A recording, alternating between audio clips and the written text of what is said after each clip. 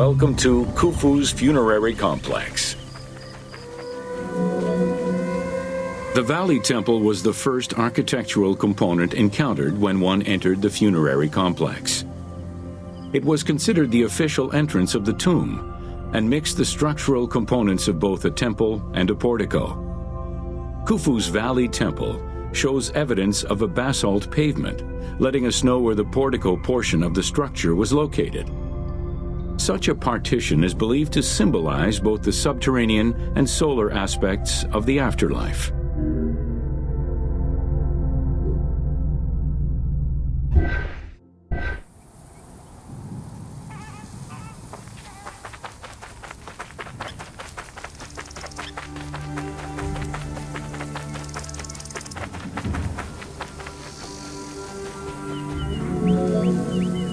Khufu's causeway ran from the floodplain up to the plateau, linking together the Valley Temple and the Mortuary Temple. A traditional causeway presented itself as a paved path, enclosed by walls and often roofed.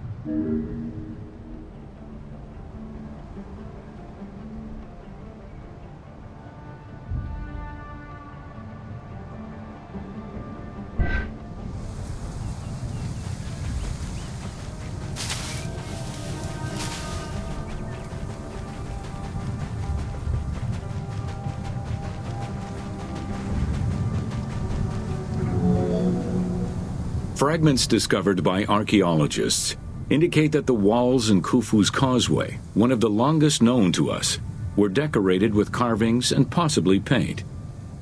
Depictions show a great variety of themes: stars on the ceiling, accompanied by scenes of battles on the walls. Other engravings depicted the creation of the complex by illustrating craftsmen at work.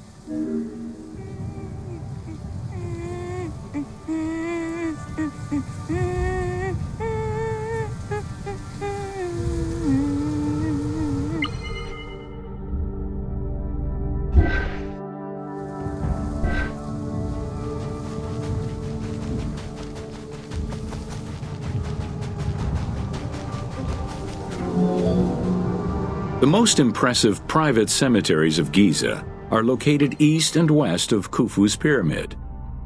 The Eastern Cemetery was reserved for members of the royal family, while the Western Cemetery was mostly set aside for various court dignitaries. In both areas, private tombs, also known as mastabas, were aligned and laid out methodically in streets and avenues. This arrangement was probably an attempt at recreating the king's court for the afterlife.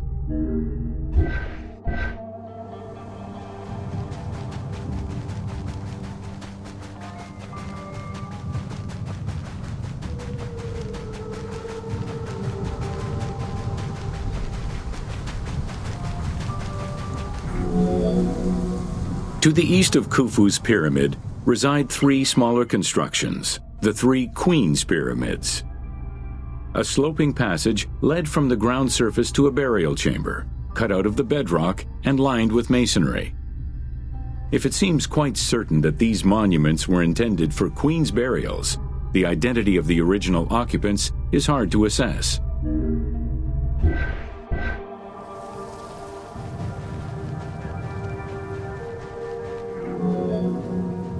The northernmost pyramid was most likely meant for Queen Hetepheres, who is believed to have been Khufu's mother. However, in 1925, her actual tomb was discovered nearby by accident. It was hidden at the bottom of a deep masonry pit in an underground chamber. Within the concealed chamber, Egyptologists discovered the most complete royal funerary equipment, dating from the Old Kingdom, though her body was missing.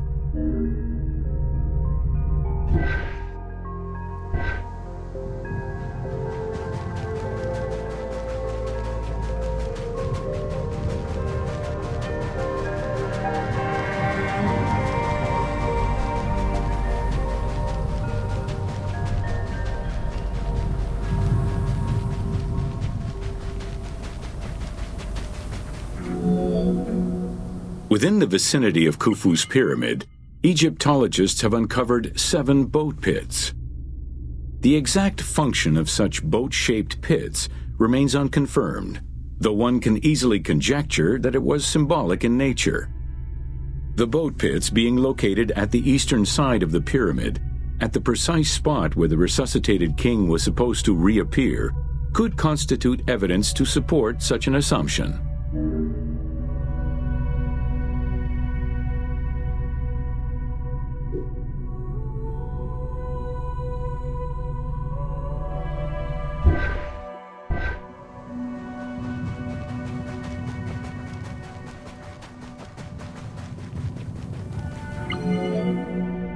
The two southern boat pits, each covered by a roof of huge limestone slabs, were discovered in 1954 by Kamal al-Malak, an Egyptian Egyptologist. Only one of them had been opened. 1,224 boat parts made of cedar wood were retrieved one by one and patiently reassembled by the master restorer Ahmed Youssef. This process took 28 years. Youssef worked by following lines of mortise and tenon joints and by stitching parts together with vegetable ropes, all in order to keep the design as authentic as possible.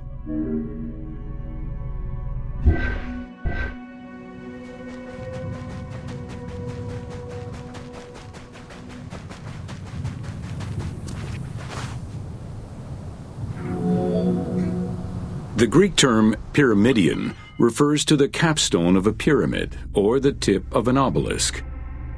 In ancient Egyptian, both components were called benben. This word was also used for a specific kind of food, a cone-shaped offering made of bread. The pyramidion was intended to be a miniature reproduction of the pyramid, making it equal to the monument itself in symbolic importance.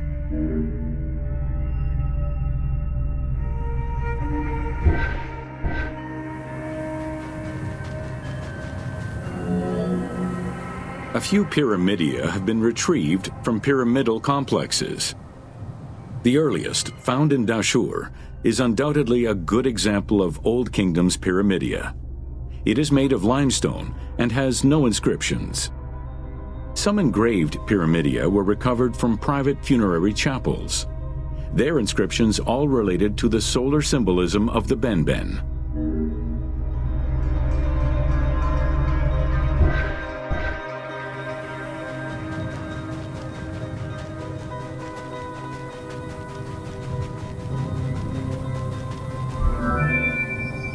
The pyramidia of the pyramids of Giza were never recovered. The reconstitution you see in the game is fictive, incorporating a golden pyramidion bearing inscriptions relevant to Khufu.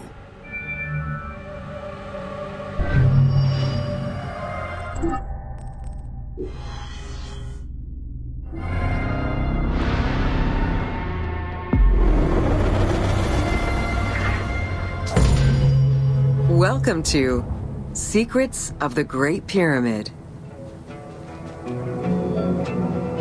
Built around 2550 BCE, the Great Pyramid of Giza is considered one of the most iconic structures of Egypt. It is the biggest of the pyramids and the only one of the 7 wonders of the ancient world still standing. The numbers associated to the Great Pyramid of Giza are impressive. A workforce of over 20,000 people, 6 million tons of stone, and 20 years of construction. It was a massive undertaking for a pharaoh's tomb.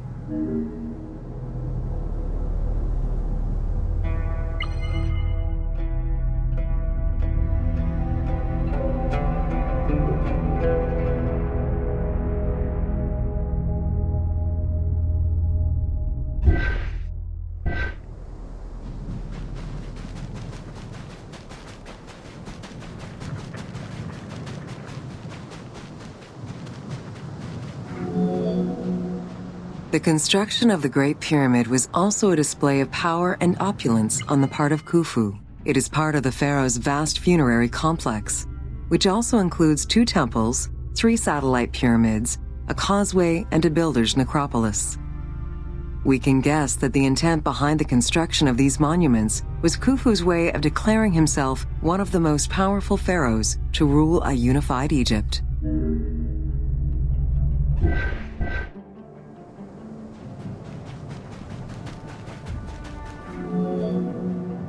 New insights into engineering and ancient Egyptian culture are still being revealed over 4,500 years later. For example, a recently unearthed papyrus offers a glimpse into the life of a tradesman at the time of the pyramid's construction. Also, a logbook belonging to a team leader during the building gives details on the craftsmen, their work schedules, and the raw materials required.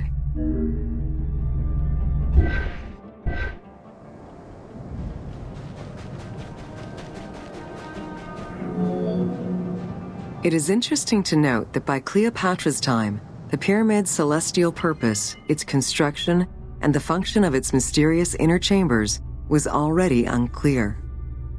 Today, it is only through dedicated research that we have begun to grasp some of the Great Pyramid's mysteries.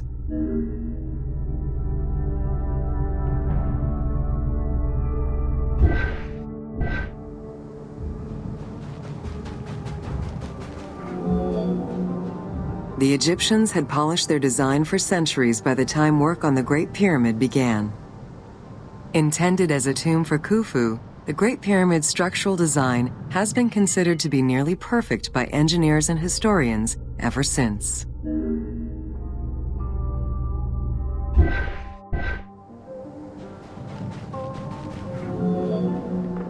Precisely oriented north-south to the 4 cardinal points of a compass, the length of each side of the Great Pyramid at its base was 230 meters, and its original height was 147 meters. The pyramid is a mere 0.05% error away from being a perfect square.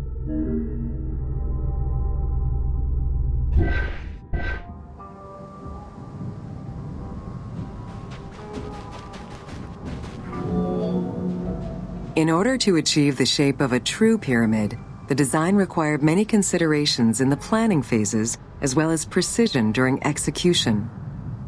It was especially critical that they control the angle of inclination on all sides at every stage of construction.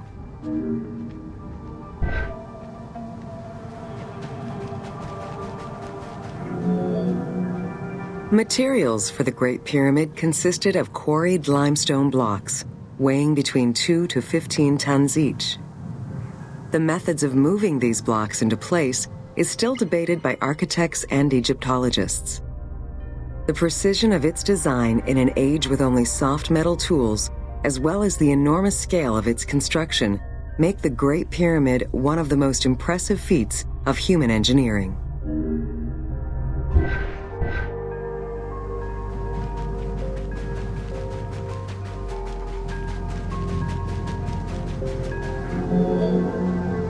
It's estimated that it took between 600,000 and 2 million blocks of stone to build the Great Pyramid. Experts calculate it would have required men to move 12 blocks every hour around the clock for 20 years to place the 2.3 million stones the monument is made of.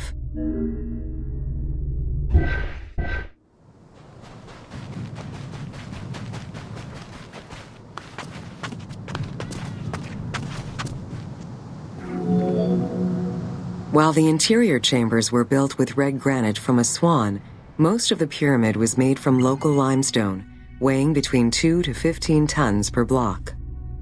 There is debate on how the pyramid stones were moved into place. Recent research is exploring the idea that it was built around a large interior ramp.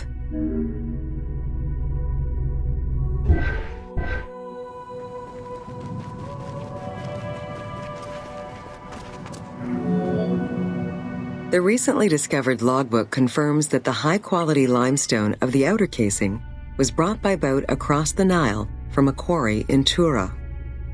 Once complete, the smooth white polished stone of the Great Pyramid would have reflected the sunlight like a beacon, earning it the name the Horizon of Khufu.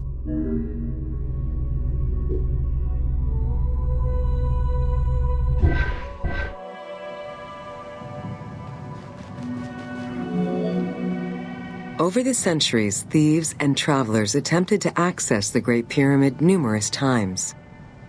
Ancient writings describe details of its interior, proof that some made their way within, though who gained entrance first and when is unknown.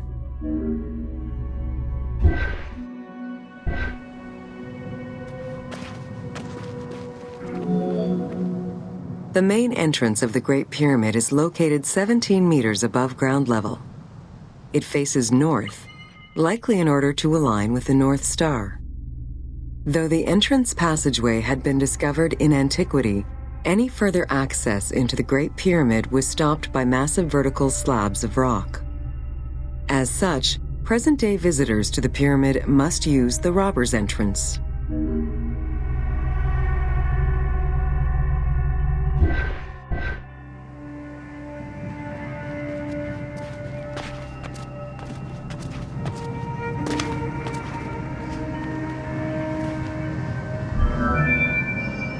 The Robbers' Entrance is reported to have been opened in the 9th century by Caliph al-Mamun. In search of treasure, the Caliph had his men dig their way inside the Great Pyramid.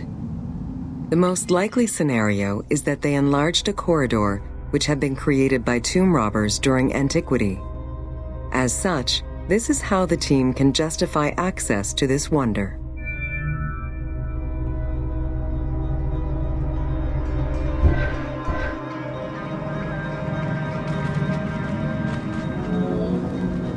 Attempts to gain entry to the Great Pyramid and uncover its potential secrets continued throughout the centuries.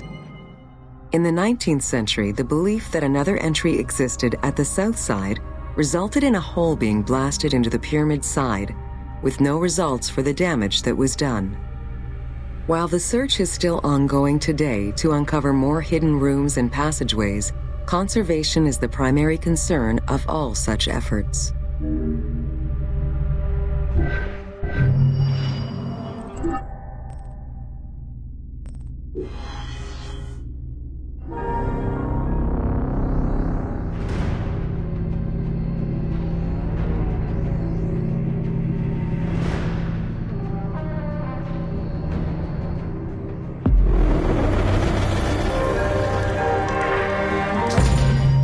Welcome to the Great Pyramid of Giza, Upper Chambers.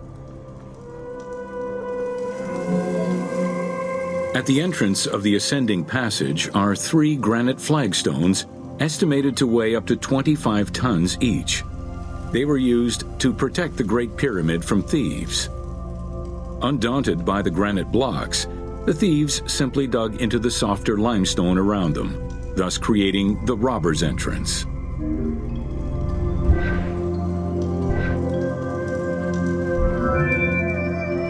While in reality the Robbers' Entrance is one single cavity which leads to both passages, in the game, the team created individual accesses to either passage. As such, in the game, one entrance leads to the ascending passage, while another leads to the descending passage.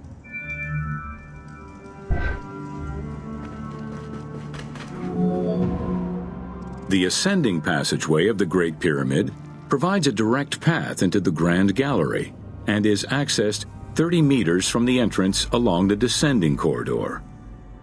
Both corridors have similar dimensions and are designed with the same 26-degree incline.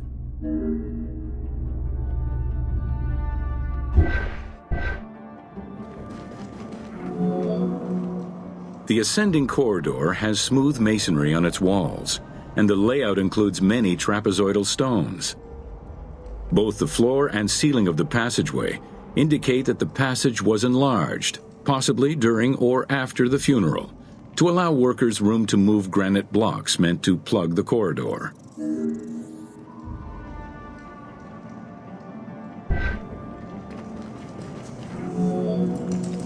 The Grand Gallery's purpose is still debated among experts.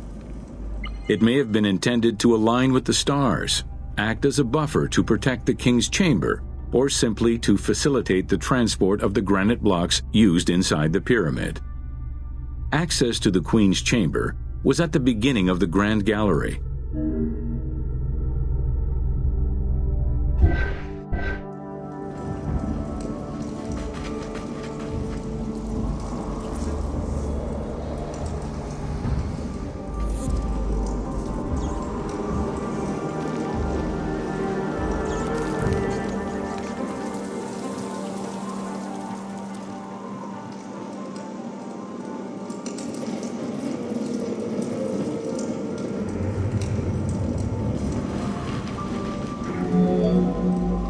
Though this room is referred to as the Queen's Chamber, it is believed that there was no queen buried here. Based on their knowledge of earlier pyramids, Egyptologists believe it was more likely intended as the king's serdab, a chamber meant to contain the Ka statue, which would in turn house the king's spirit.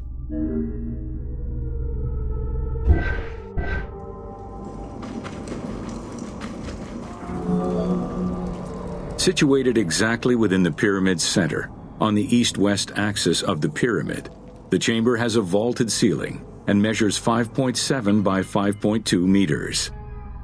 In the eastern wall, there is a niche tucked away in a small corbelled archway, which may have originally held the Ka statue. Behind this niche is another smaller hole, possibly dug out by thieves in search of further treasure.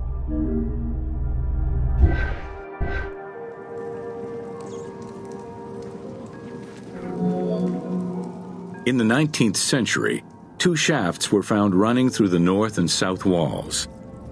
They each run in a horizontal line for 2 meters before sloping upward, and both are closed off with limestone blocks fitted with copper handles. Whether they were intended as ventilation shafts for workers or a celestial connection for the pharaoh's spirit is unconfirmed.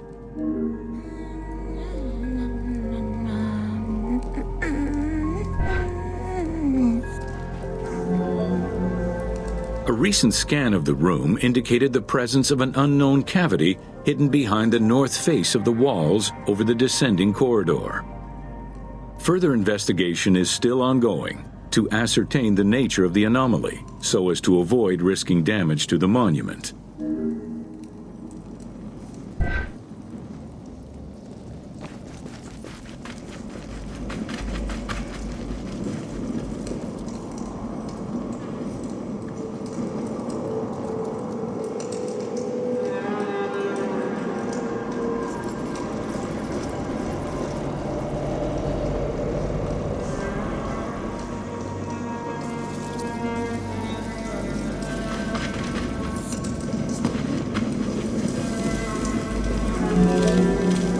Khufu's architects were possibly influenced by earlier rhomboidal pyramids when designing the gallery.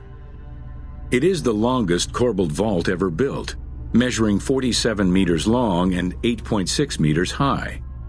The walls were made to taper inward, allowing for better distribution of weight. As a result, the ceiling measures just over a meter wide at its highest point. Though this construction technique is present in other pyramids, few have the same precision and stability.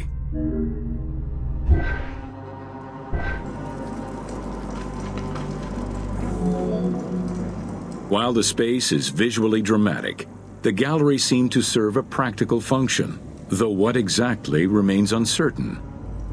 Still, the wall design was undoubtedly meant to contribute to the stability of the structure, and its floor may have helped workers move the materials. A channel runs along the middle of the room. A movable floor originally rested in this central recess.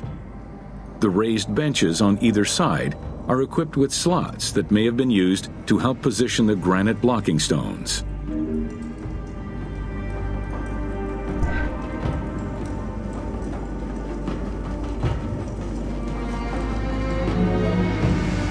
At the end of the Grand Gallery is the entrance to the antechamber leading to the King's Chamber. Directly above, there is another narrower horizontal passage that connects to the top of the King's Chamber and allowed the workers access to the weight relief rooms.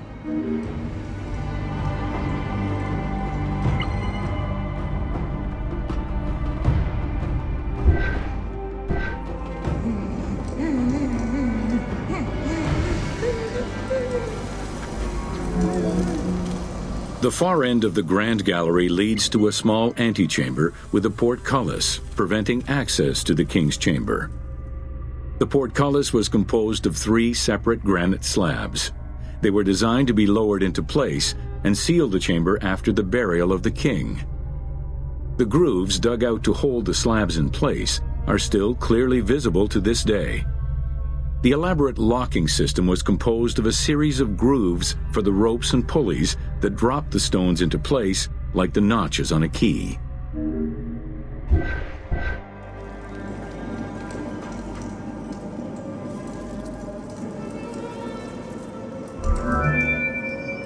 For the purposes of the game, the team elected to remove the portcullis slabs in order to grant the player access to the King's Chamber. In reality, workers would have backed out of the room after the funeral, lowering each slab into place behind them one at a time.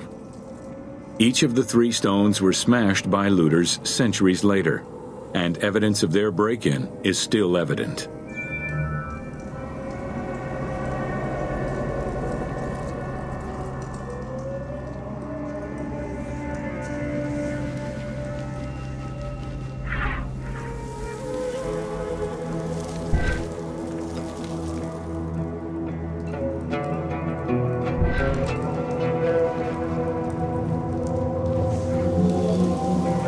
The King's Chamber is built entirely out of red granite. The King's Chamber measures 5.8 meters in height. It has an imposing cover of 5 stacked levels above, with granite beams weighing 25 to 40 tons each. The uppermost level is surmounted by a vault of stones, arranged in chevrons to bear the enormous structural load.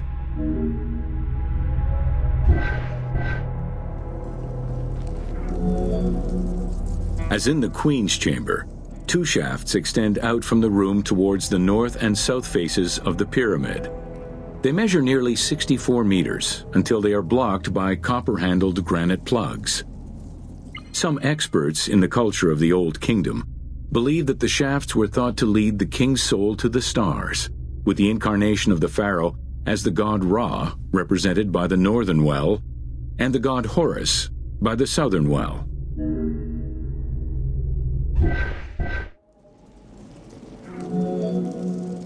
There is a granite sarcophagus at the west end of the room, but it is the concealed construction inscriptions left by workmen on the roof's stones which verify this as the resting place of Khufu.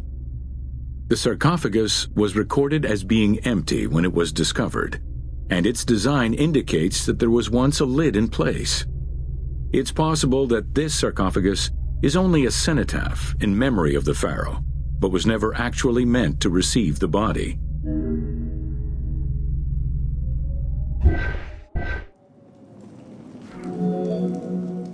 Khufu's mummy was never found. It is hoped that as of yet undiscovered hidden rooms and shafts of the pyramid may provide an answer as to its location.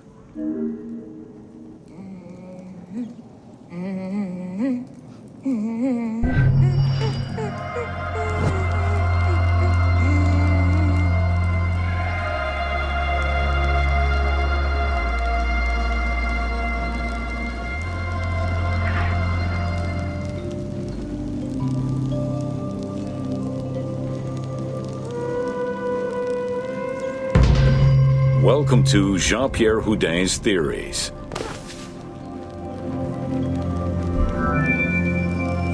The team wanted to provide players with a sense of exploration and discovery, particularly within the Great Pyramid. As such, a decision was made that the internal design of the monument in the game would reflect Jean-Pierre Houdin's theories. While the antechambers of the King's Tomb have yet to be discovered, Houdin posits that this is merely due to a unique design, placing the pharaoh's tomb at the center of the pyramid. The entire tour you are about to take was designed along Houdin's hypotheses.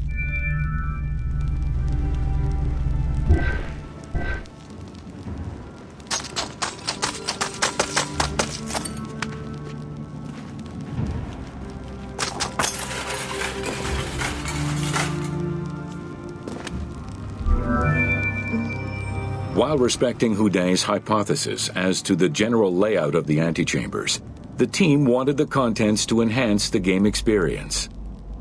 In regular royal tombs, the antechambers were filled with all the material goods needed by the pharaoh in the afterlife.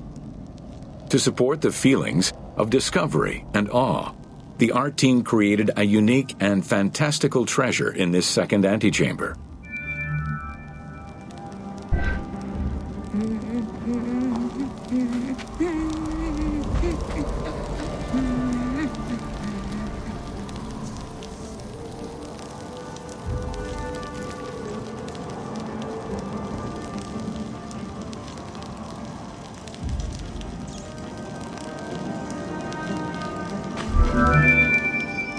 Houdet theorized that the ascending corridor and the Great Gallery were used by the workers to haul hoist the heavy beams above the king's chamber. He called it the service circuit. The corridor you are in now was created by the team following Houdet's theory and is referred to as the Noble Circuit. It is through this corridor that the wooden sarcophagus containing the pharaoh's mummy would have been transported to its final resting chamber.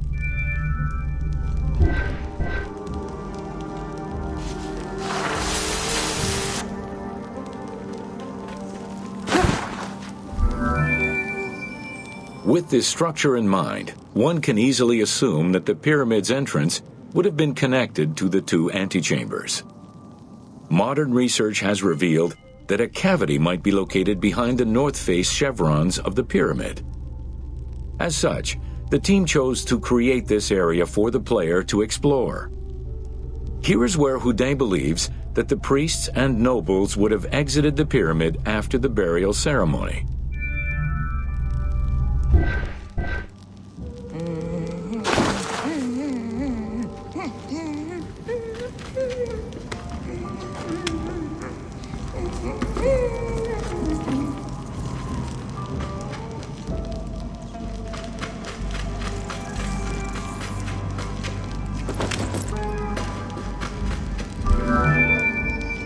Many theories regarding the construction of the Great Pyramid rely on the usage of external ramps.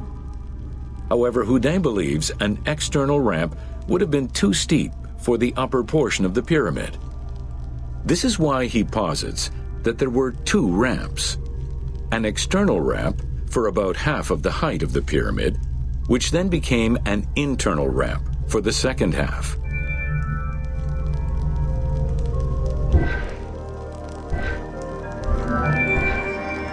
Many theories regarding the construction of the Great Pyramid rely on the usage of external ramps.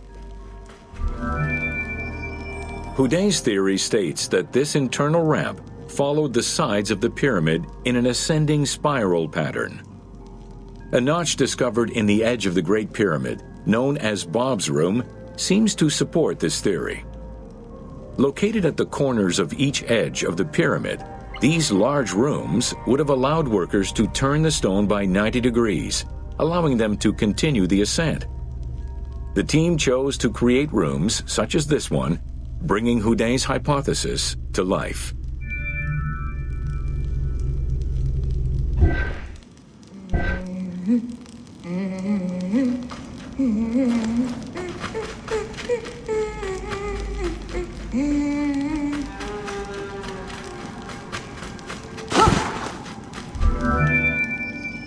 This long corridor was the first section of the ascending internal ramp.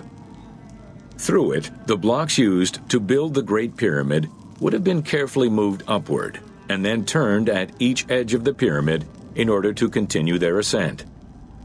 Though the team only created the main ramp for the game, Houdet posits that this ramp had two levels, allowing workers to return safely to the bottom thanks to an additional corbelled upper section.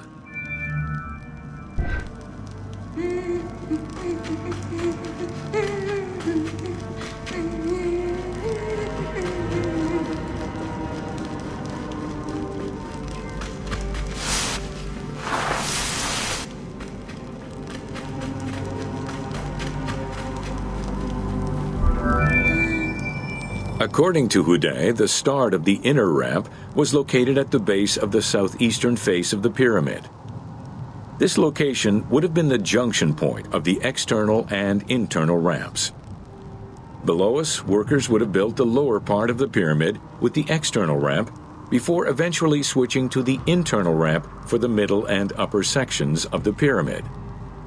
At that time in the process, they could have reused the material of the external ramp to fill the center of the pyramid, hauling the stones in through the internal ramp.